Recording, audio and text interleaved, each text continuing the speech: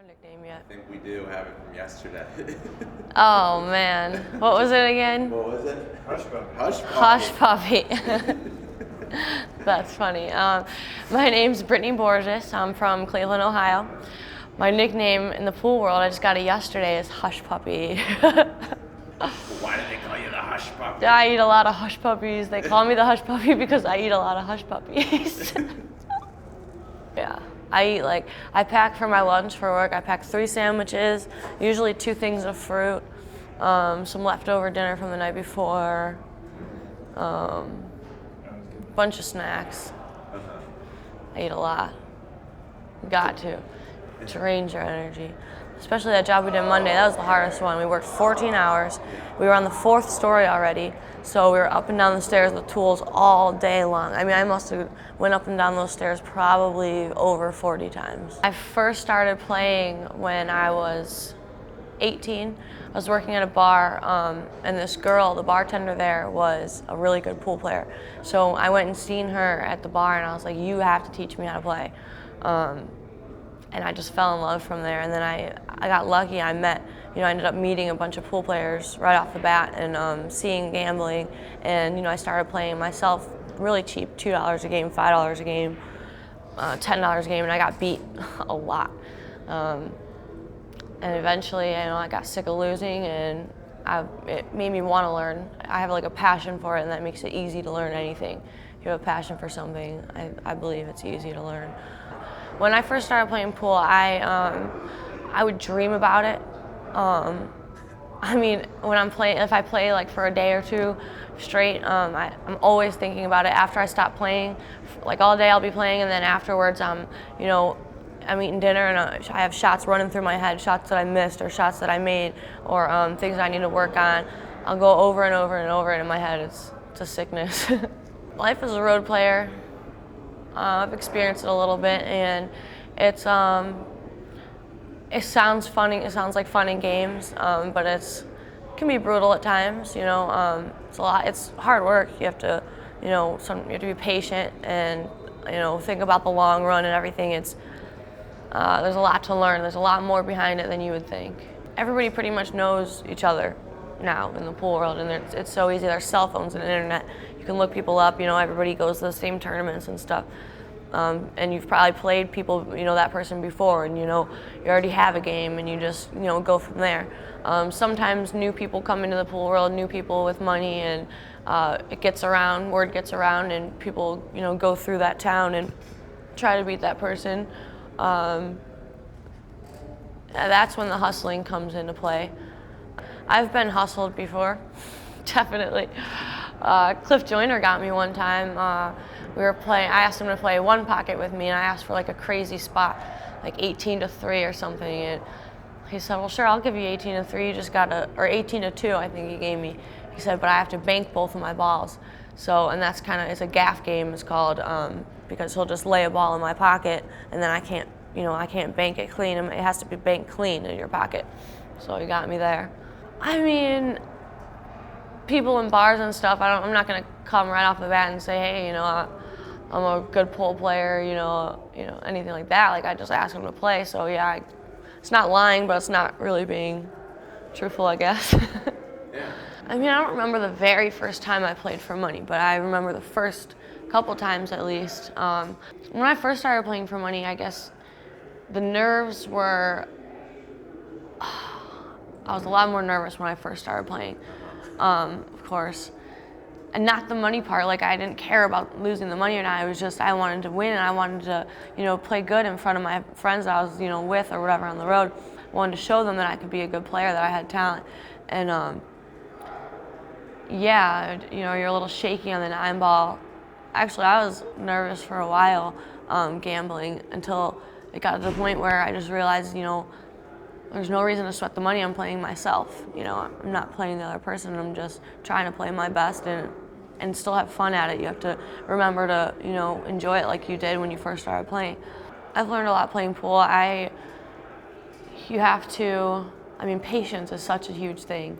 Matching up the right way, not jumping into a game where you don't know the person. you have to be aware of your surroundings. You have to pay attention how people are playing and watch everyone play. Definitely watch everybody. Find out how people match up, and a lot of memorizing things. Yeah, it comes. Yeah, as the years go on, everything sticks with you. And I'll go home from being on the road for a couple months. I'll go home and I'll be talking to my friends, and I talk in terms of pool, like even with regular things, and they're like, "What did you just say?"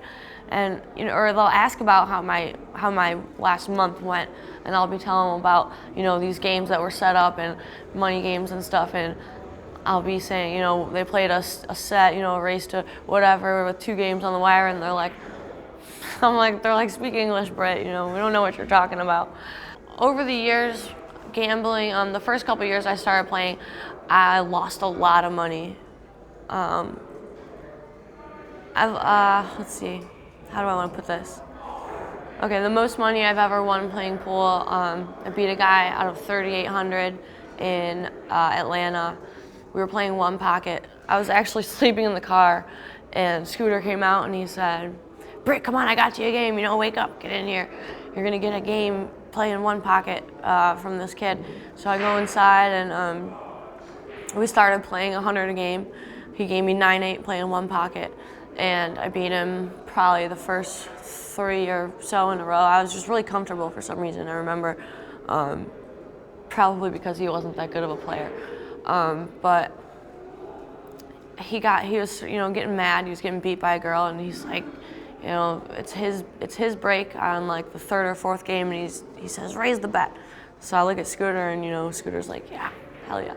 So we raise the bet. We're playing 200 a game, win a couple, lose one, win another one, and he raises the bet again, keeps raising it up until we're playing 500 a game, and I'm up. I can't remember how many games. And he only won probably 4 or 5 out of the whole time, like the whole time we were playing. And he ended up airbarreling me the last game, playing with he didn't have no money left, and he played the last game just to try to get a little bit back and start winning again. And then he ended up having to borrow some money to get home. I gave him a little it's called a walking stick. I think it's all right if you beat somebody out of their money. I'll give you a little bit to get home on.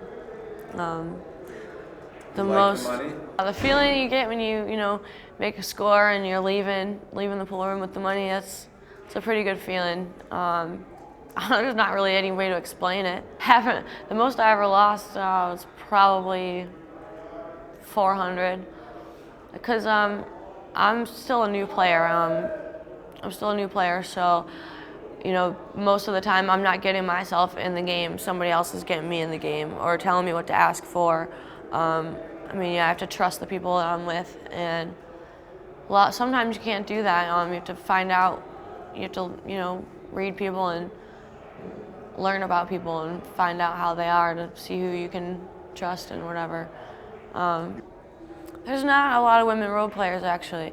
There's a few that I know of that they travel to tournaments and stuff, and they gamble a lot, while they're there, and they make money. They can make good money at pool. They win a lot of tournaments. They're actually, the ones that I know of are pro players for the most part.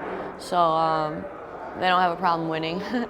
And no girls have a problem getting in action, because a lot of guys just want to play a girl. They don't see very many girl players, successful women players, or women players that win. So they definitely want to play and see how they play. And some guys don't like getting beat by girls. Some of them that don't like getting beat by girls just won't play girls ever. Really? Yeah, it's weird. Some guys are ruthless. Like, it doesn't matter if they're playing a girl or not. You can tell they're just killers. Those are the ones I don't like to play.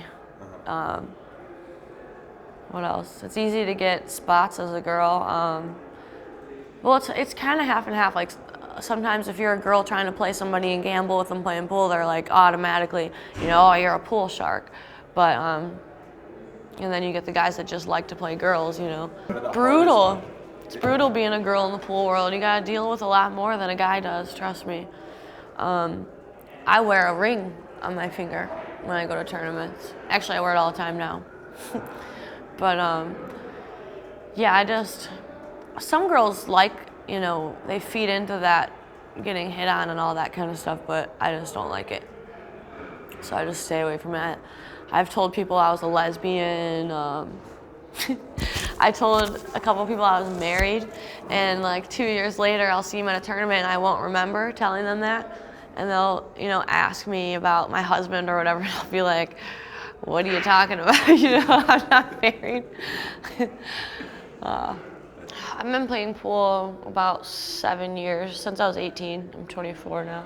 Ronnie Wiseman is Ronnie Wiseman is like a second dad to me. He's my best friend. Pool related, he has done a lot for my game, my mental game. He's taught me a lot of the right ways to do things, when you're on the road. Did you say Ronnie? Yeah, Ronnie's taught me a lot of things on the road. Ronnie's taught me a lot of things on the road, about being on the road. He taught me a lot of the right things. Ronnie taught me a lot of the right things to do when you're traveling and gambling. And I'm trying to think of certain things, because Ronnie has taught me a lot of things. I wish I would have took notes or something, wrote stuff down. A lot of people look to Ronnie for advice, or they ask him about games. He's been around. He's played a lot of players.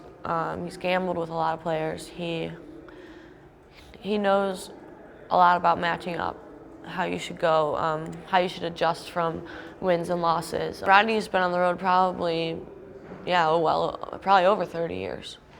I know he played in the Pro Tour at one point. That was probably, but I'm sure he gambled at the same time. He always, he tells you to try to match up a ball or two with some, what's the word I'm looking for? Leave yourself some slack when you're matching up, a little adjustment room, let yourself be able to negotiate a little bit. One thing I've definitely learned from Ronnie is never give up, fight till the end. He's a fighter. I've seen him, come back from being stuck, 10 games and win. I definitely look up to Ronnie in a lot of ways. He taught me that, Ronnie taught me to always practice under pressure. Like, say, playing the ghost puts a lot of pressure on you, or gambling when you're practicing is another way to, up your game faster. Ronnie's taught me a lot about finishing. You gotta always finish. Don't give up when you're up. Play as hard as you did when you were stuck. Ronnie's kind of like my Mr. Miyagi. I'm kind of like the Karate Kid. What's that? I said I'm kind of like the Karate Kid. When me and Ronnie first get to a pool room, what I've seen is, he just goes in and scopes it out. Just you start talking to somebody, you start bullshitting with them, throw a game out there, see how they react to it, see where they go from there. Try to find the best way. The best game you can get for yourself that they'll still play. Ronnie knows how to press my buttons, but I know that he's doing it because he cares and he wants to keep me driven, and no, I'm very impatient. I've learned a lot of patience with pool, though, definitely. So you want to be the best? Oh, I've wanted to be the best since I first started playing.